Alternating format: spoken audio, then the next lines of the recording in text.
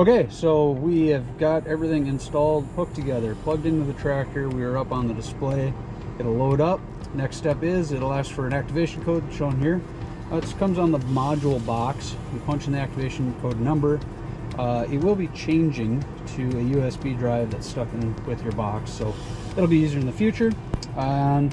Next step is you punch in the activation code on the screen, and it'll bring you up to a point where you're up and running then, and you can do your generic setup type.